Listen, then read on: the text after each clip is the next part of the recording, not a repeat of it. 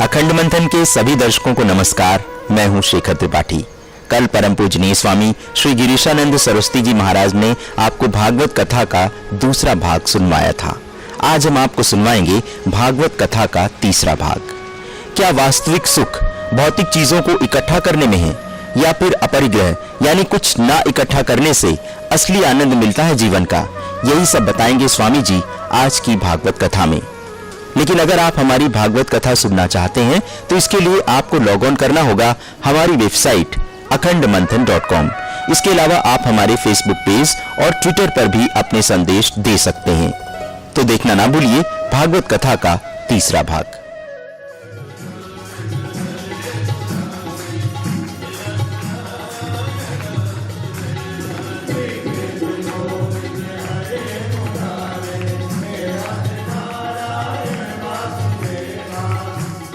कीर्तन में लिखा हुआ है, कीर्तन में बैठा हुआ जो कीर्तन बोलता है उसके पास निकल के भागते हैं। बोले कहाँ भागते हैं, कहाँ जाते हैं? बोले जो नहीं बोलता है उनके यहाँ चले जाते हैं।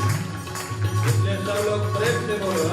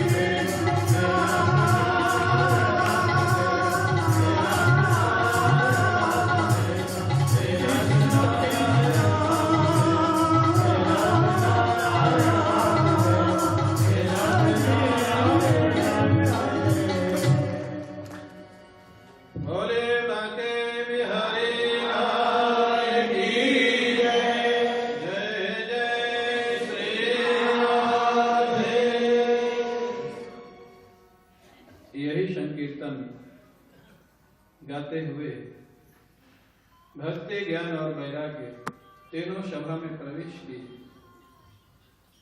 पूछा उनसे, कौन है आप और आपके जीवन में ऐसा परिवर्तन कैसे हुआ? भक्ति ने कहा कि आपकी कथा का समाचार और कथा सुन करके ज्ञान वैराग्य स्वस्थ हो गए, लेकिन अब हमारी एक समस्या है, भविष्य की क्या? अभी तो स्वस्थ हो गए, भविष्य में ये फिर बेहोश ना हो जाए, इसके लिए क्या उपाय है? जानते हो क्या कहा शनकादियों ने? इस कलिकाल में ज्ञान वैराग्य भक्ति की ज्यादा कीमत होगी नहीं। बोले फिर कहाँ रहे हम लोग? बोले तुम लोग बाहर मत रहो, संतों के हृदय में प्रवेश कर दो। बोले संत ही तुम्हारी सुरक्षा करेंगे, और इससे संत की परिभाषा भी बता दी गई। संत वो जो सबको छोड़ देगा लेकिन ज्ञान वैराग्य और भगवान की भक्ति नहीं छोड़ेगा, वही संत है। तो ज्ञान वैराग्य भक्ति छोड़ दे, बाकी प्रतिष्ठा के लिए, पैसा के लिए वो वेशधारी हो सकता है, साधु नहीं हो सकता है। ज्ञान वैराग्य भक्ति, जितने संत महापुरुष बैठे थे सबके हृदय में प्रवेश कर गए। भगवान के स्वरूप का ज्ञान, संसार से वैराग्य, भगवान का प्रेम, ये तीनों जिसके हृदय में आ जाएंगे चेहरा खिल जाएगा, आनंदित हो जाएगा। और वो जब तीनों आ गए तो जानते हो, जब ये तीनों आ जाते हैं तो फिर भगवान भी अपने को रोक नहीं पाते। जहां ज्ञान वैराग्य भक्ति तीनों आए, शंख चक्र गदा पद्म लिए हुए भगवान भी संतों के हृदय में प्रकट हो गए। बोलिए भक्तवत्सल भगवान की। जय जयकार होने लग गई, फूलों की वर्षा होने लग गई, महाराज धुंधवी बजने लग गई, भगवान का प्राकट हुआ संतों के हृदय में। धुंधवी बजे तो ताली बजा लिया करो आप लोग, एक बार और बजा लो। तो अब कहते हैं कि संत लोग बड़े प्रसन्न। नारद जी ने देखा कि भाई भागवत सुनने का फल तो है। भागवत सुनते ही ज्ञान वैराग्य भक्ति प्रसन्न हो गए, स्वस्थ हो गए, भगवान प्रकट हो गए। अब नारद जी थोड़ा समाज सुधारक भी है। समाज सुधार कोई खराब काम नहीं है, अच्छा काम है, लेकिन समाज पूरा सुधर जाएगा ये आशा मत रखिएगा। क्योंकि जब से सृष्टि बनी है गुण दोष को मिला के बनी है। यानी मटेरियल जो है, जो आपकी ज्वेलरी है, बर्तन है, कपड़ा है, जिस मटेरियल से बना हुआ है उस मटेरियल को आप उससे अलग नहीं कर सकते। तो सृष्टि बनी है गुण दोष से। इसलिए आप देखेंगे राम जी आए 11,000 साल रहे, 11,000 साल पृथ्वी पर, सारे दुष्टों का उद्धार किया, लेकिन उसके बाद फिर दुष्ट हो गए कि नहीं? हाँ ना बोली, हो गए। त्रेता में राम जी आए, बहुत काम किया, फिर भी दुष्ट हो गए। फिर कृष्ण जी को आना पड़ा द्वापर में, इतना बड़ा महाभारत का युद्ध कराया, इतने लोगों को मारा, और उनके जाने के बाद फिर आ गए कि नहीं आ गए? और आज भी हैं, हैं कि नहीं? पहले महाराज उनकी पहचान दूसरे रूप में होती थी, आज दूसरे रूप में होती है, बोलने की जरूरत नहीं। तो वो तो है, रहेंगे। तो समाज सुधार करना, सेवा करना अच्छा काम है, जरूर करो। और अगर आप निस्वार्थ भाव से करोगे तो तुम्हारा जीवन सुधर जाएगा।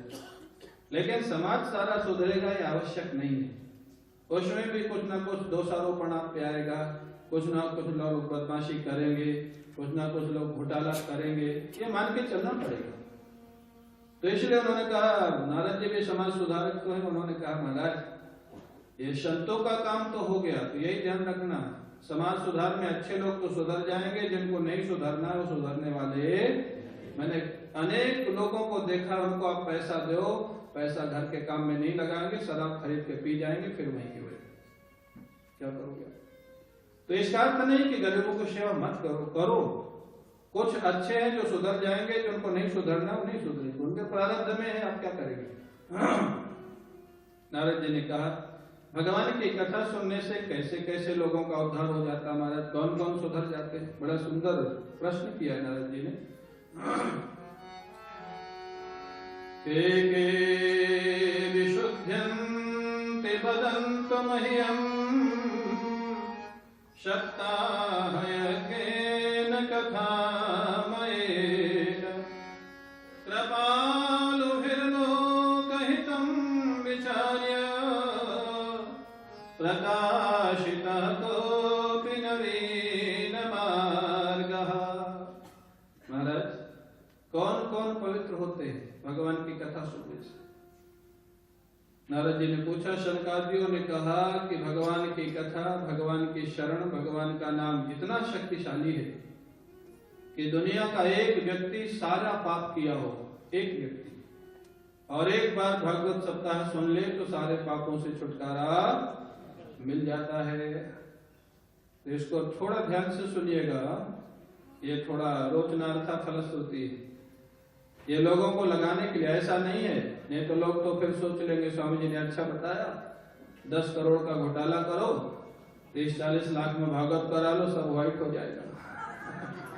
ऐसा मत इसका अर्थ लगा लेगा, अभिप्राय इसका अर्थ नहीं है। इसमें तो शर्त लगा दी, किस व्यक्ति का उद्धार हो जाता है, किस पापी का उद्धार हो जाता है। पहले तो पीछे के पाप करने से उसको दुख हो रहा हो, जो उसने किया है, गिल्ट फील कर रहा हो कि मैंने अच्छा नहीं किया, एक शर्त। और दूसरी शर्त, आगे से ना करने की प्रॉमिस कर ले, प्रतिज्ञा कर ले कि आगे सब ऐसा काम कभी नहीं करूंगा। ऐसा व्यक्ति अगर निस्वार्थ होकर, ईमानदार होकर के भागवत की कथा सुने, भगवान की शरण में आ जाए, तो पीछे किए हुए जितने पाप हैं उनको भगवान माफ कर देते हैं, वो मुक्त हो जाता है। लेकिन दो शर्त के साथ, आगे से पाप करे नहीं, पीछे के पापों का कष्ट हो कि मैंने गलत किया हो, आगे से नहीं करूंगा। बोले महाराज ऐसा कोई हुआ है? बोले हाँ हुआ है। तुंगभद्रा नदी के किनारे आत्मदेव नाम का एक ब्राह्मण था। स्रोत स्मार्त कर्मों में बड़ा निष्णात, बड़ा भारी विद्वान, बड़ा भारी श्रीमान, ये कम ही मिलता है। विद्वान हो और पैसा वाला हो, ये कम होता है। सरस्वती और लक्ष्मी प्राय एक साथ नहीं रहती। सरस्वती होती तो लक्ष्मी नहीं होती, लक्ष्मी होती तो सरस्वती नहीं होती, लेकिन दोनों थे इसके यहाँ। बड़ा पैसे वाला, बड़ा विद्वान, इसकी पत्नी भी, मतलब जिसका नाम था धुंधुली। बहुत सारे गुण थे, दो दोस्त थे। गुण क्या थे? बोले अच्छे परिवार से थी, माता पिता इसके अच्छे थे, देखने में सुंदर थी, घर का काम करने में कुशल थी। दोष क्या थे? बोले महाराज रोज जब तक एक बार झगड़ा न कर ले तब तक इसको भोजन अच्छा नहीं लगता था, एक दोष। और दूसरा दोष, बोले जब तक अपनी बात न मनवा ले तब तक इसका अंतिम निर्णय नहीं होता था, दूसरा। ये दो ही दोष थे, बाकी सब ठीक था। सौभाग्य स्थापिका और कलह प्रिया। जैसे कृष्ण प्रिया होता है, कृष्ण प्रिया नाम होते हैं कई बच्चियों के होते कृष्ण प्रिया, तो जो ज्यादा झगड़ा करते उसका नाम रख देना कलह प्रिया। कलह माने झगड़ा करना, जिसको अच्छा लगता है। लेकिन उसको ज्यादा फर्क नहीं पड़ता था आत्मदेव को, क्यों? जानता था दुनिया में ऐसे चलता है, कुछ अच्छा ही और कुछ बुरा है, एडजस्टमेंट करना ही पड़ता है। उसको समस्या कब खड़ी हुई? जब उसका आधा जीवन बीत गया और कोई संतान नहीं हुई, न बेटा हुआ न बेटी हुई। और जो गाय पालन करते थे, गाय बछड़ा देना बंद कर देते। जो वृक्ष लगाता, वृक्ष में फल आना बंद हो जाता।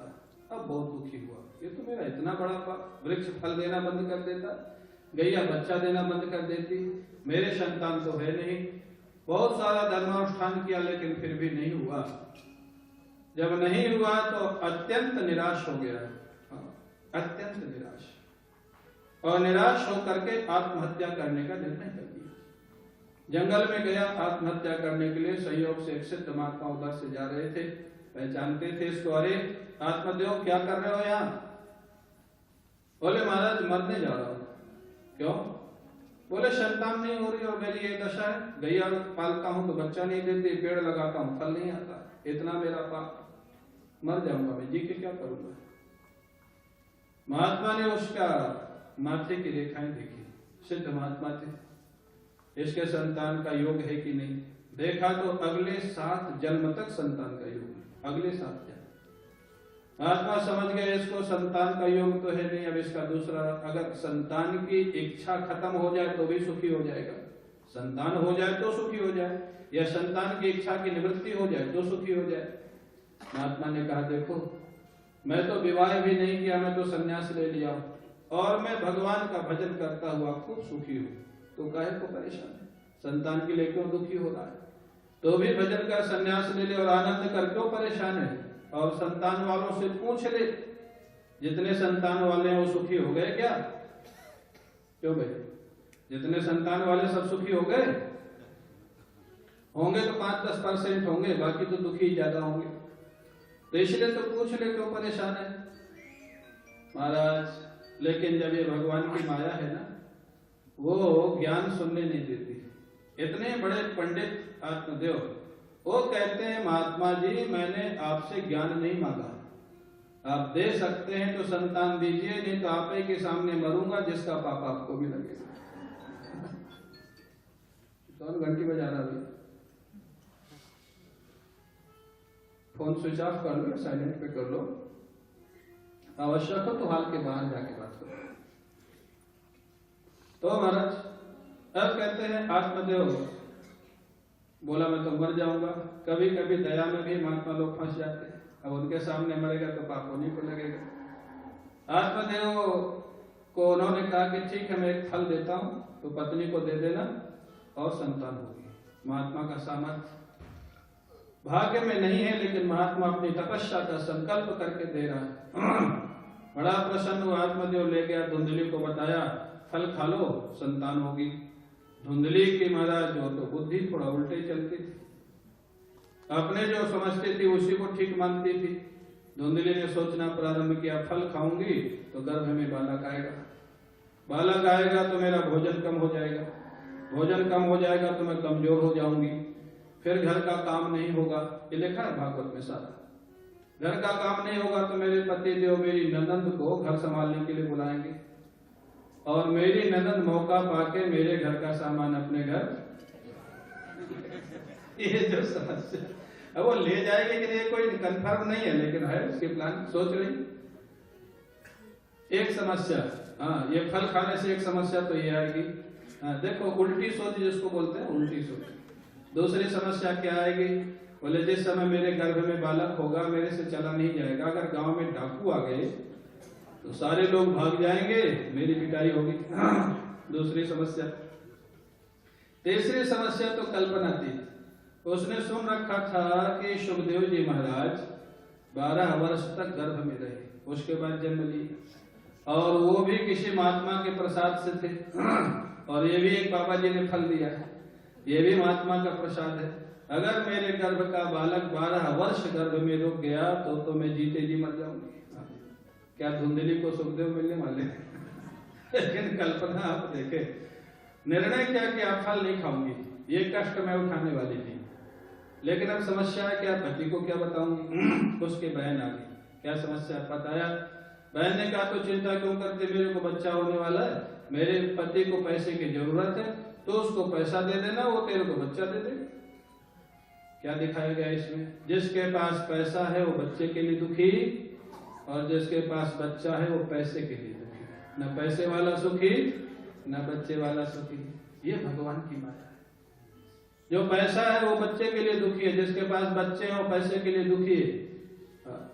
ये जो समस्या भगवान की लीला, भगवान की माया, प्लानिंग हो गई। और महाराज उसके बहन को बच्चा हुआ, धुंधली ने ले लिया, पैसा उसको दे दिया गया, पति को पता ही नहीं और घोषणा करके मेरे को बेटा हुआ, बेटा हुआ। बड़ा भारी उत्सव मनाया गया। नामकरण का समय आया तो आत्मदेव ने सोचा था, बड़ा विद्वान था, मेरा नाम आत्मदेव तो बच्चे का नाम ब्रह्मदेव इत्यादि अच्छा रखूंगा, अच्छा सा। धुंधली झगड़ गई, बेटा मेरा नाम तुम कैसे रखोगे, मैं रखूंगी। अच्छा तो तू ही रख दे। वो जानता था झगड़ा इसका स्वभाव किसी भी बात पे, तो ही रख दे। बोले मेरा नाम धुंधली तो मेरे बेटे का नाम धुंधुकारी मेरे नाम पे रहेगा, मेरे अल्फाबेट पे इसका अल्फाबेट चलेगा नहीं। आज का जो कल्चर चलता है ना, एक ही अल्फाबेट पर बेटे का नाम, बेटी का नाम, पति का नाम, पत्नी का नाम, ये सनातन संस्कृति नहीं है, ये धुंधली संस्कृति है। एक अल्फाबेट पर सारे बच्चों का नाम नहीं रखना चाहिए, गलत परंपरा है। क्योंकि कोई ग्रह अगर विरुद्ध हुआ तो एक साथ सारे बच्चों के खिलाफ होगा, कोई आफत आएगी एक साथ सबके ऊपर आएगी। इसलिए पहले के जितने बच्चे थे, भाई बहन जितने भी होते थे, एक अल्फाबेट पर किसी का नाम नहीं होता था। तो ये आजकल पता नहीं कहां से कल्चर चल पड़ा है। चला तो इंटरनेट से ही है, गूगल गुरु से। 24 गुरु दत्तात्रेय जी ने बनाए थे, 25वां गुरु आज विज्ञान ने बना दिया, गूगल गुरु। कोई नहीं मिला, गूगल में फीड करो, मिल जाएगा। तो महाराज जो चला है उसने नाम रख दिया धुंधली। अब वो फल का क्या हुआ था जानते हो? फल को परीक्षा के लिए कि बाबा जी के आशीर्वाद में कितनी ताकत है, फल को उसने गैया को खिला दिया। 2 महीने के बाद गैया के गर्भ से मनुष्य का बालक। अब और हल्ला मचा है, इसको बच्चा नहीं हो रहा था तो पत्नी को ही नहीं हो रहा था, जब होने लग गया तो गैया को भी बच्चा हो रहा। ये क्या चमत्कार है। लोगों को रहस्य तो पता नहीं कि बाबा जी वाला फल गैया को खिला दिया। अब वो जो बालक था बड़ा संस्कारी, महात्मा का प्रसाद, लेकिन कान बड़े बड़े थे। उसका नाम रख दिया गया गोकर्ण। गो हतियो कर्ण यश असो गोकर्ण। दोनों बड़े होने लग गए। हमारा धुंधकारी बड़ा दुष्ट निकला और गोकर्ण बड़े साधु निकले। जब बड़ा हो गया, शराब पीने लग गया, वेश्यागमन करने लग गया, अपहरण करने लग गया, सारा घर का पैसा समाप्त कर दिया। अब जब पैसा खत्म हुआ तो एक दिन पिताजी को डांटा, बोले लाओ और पैसा कहाँ है। इसलिए पुराने लोग कहते थे कि पैसा अगर ज्यादा है तो अच्छे काम में लगाओ, इकट्ठा मत करो। बोले क्यों? बोले पूत सपूत तो क्यों धन संचय, और पूत कपूत तो क्यों धन संचय। ये पुरानी कहावत है, बहुत पुराने लोग बोलते थे, महात्मा लोग बोलते थे। पुत्र अगर सुयोग्य है तो भी इकट्ठा करने की जरूरत नहीं, और पुत्र अयोग्य है तो कितना भी इकट्ठा करोगे 5 साल में बर्बाद कर देगा। एक ठीक है, जितना आवश्यक है उतना रखो, लेकिन बहुत ज्यादा इकट्ठा मत करो, अच्छे काम में लगाओ। और धुंधकारी ने 5 साल में पैसा खत्म कर दिया। वो पिटाई किया पिताजी की, निकालो पैसा कहाँ। अब महाराज आत्मदेव को वैराग्य हुआ, 60 साल के हो गए। धुंधकारी ने पिटाई किया तो गोकर्ण के पास आए, बेटा अब मेरे को संतान से वैराग्य हो गया। महात्मा के उपदेश से नहीं होगा तो कैसे होगा? फिर दूसरा रास्ता क्या है? बेटे के पिटाई से। भगवान ने दुनिया ऐसी बनाई है कि एक ना एक दिन आपको वैराग्य होगा। नहीं होगा? होगा, होगा तभी तो यहाँ बैठे हो। होगा, हाँ अच्छे से होगा, पिटाई से नहीं होगा।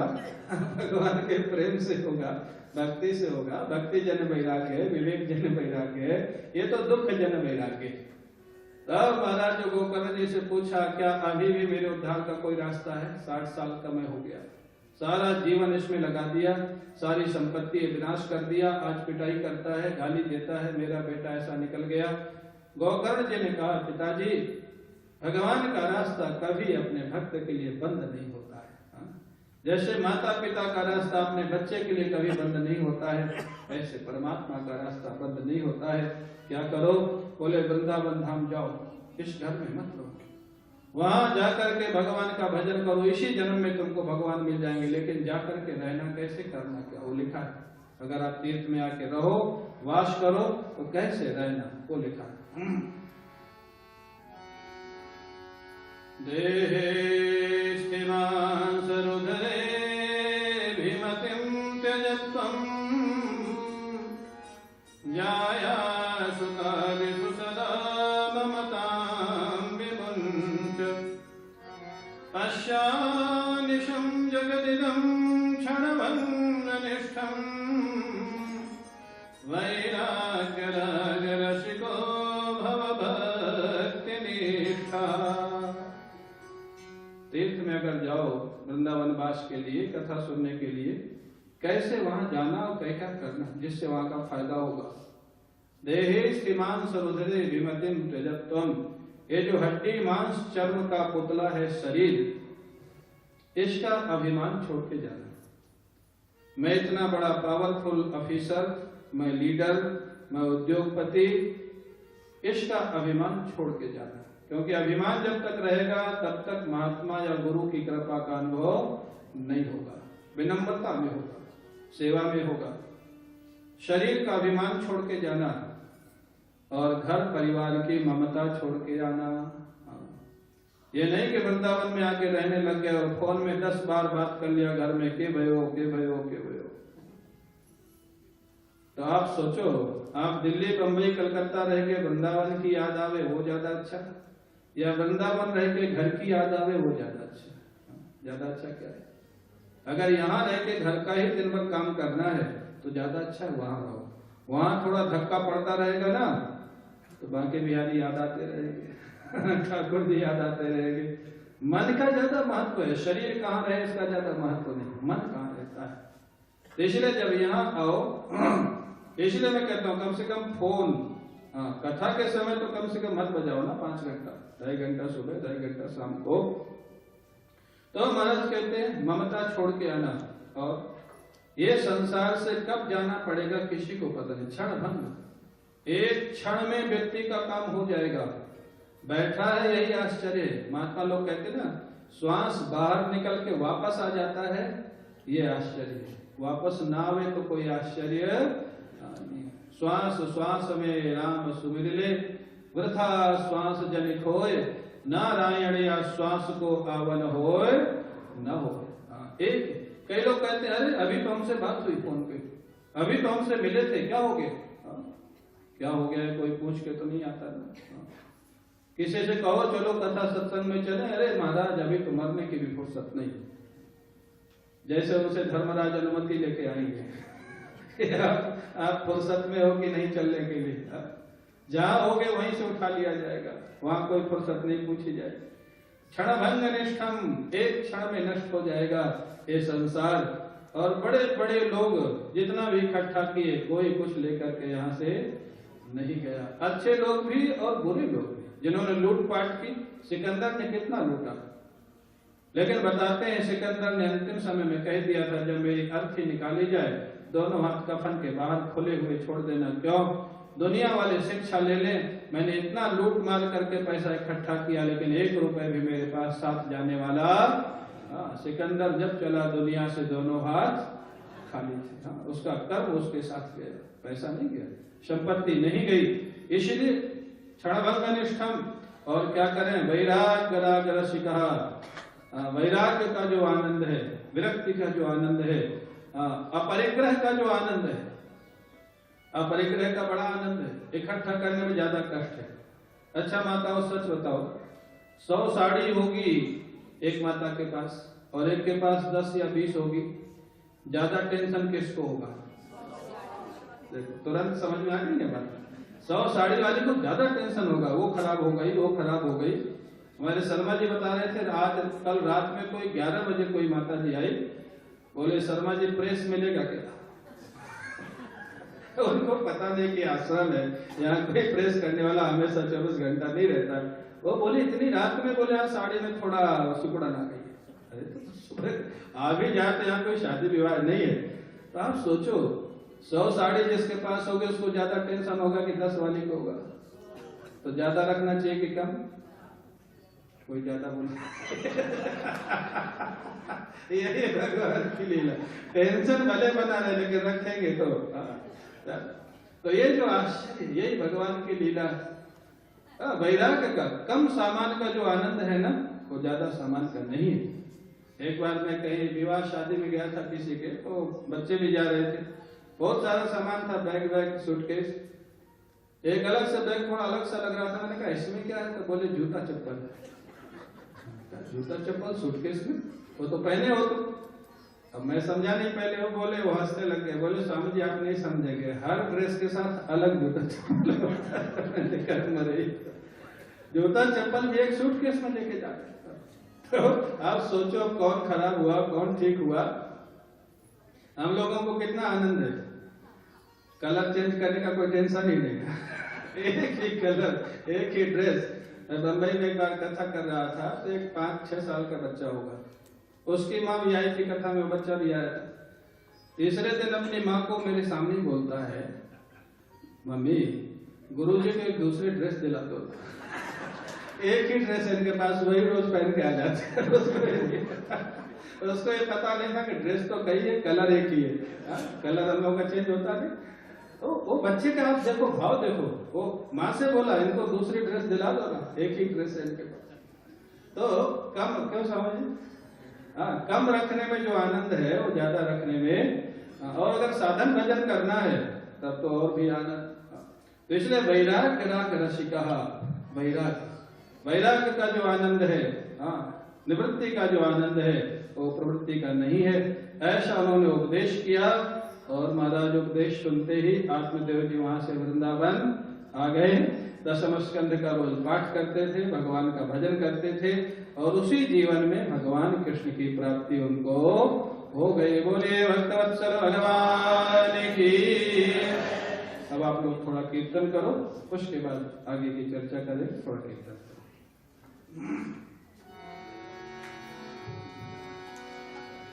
बोल वृंदावन हरि लाल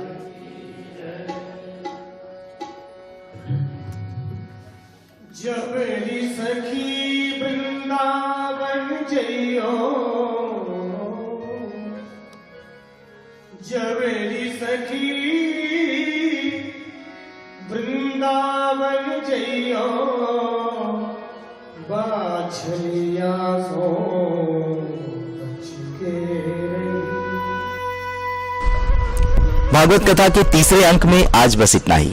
अगर आप भागवत कथा का चौथा भाग सुनना चाहते हैं तो इसके लिए आपको लॉग ऑन करना होगा हमारी वेबसाइट अखंडमंथन.com।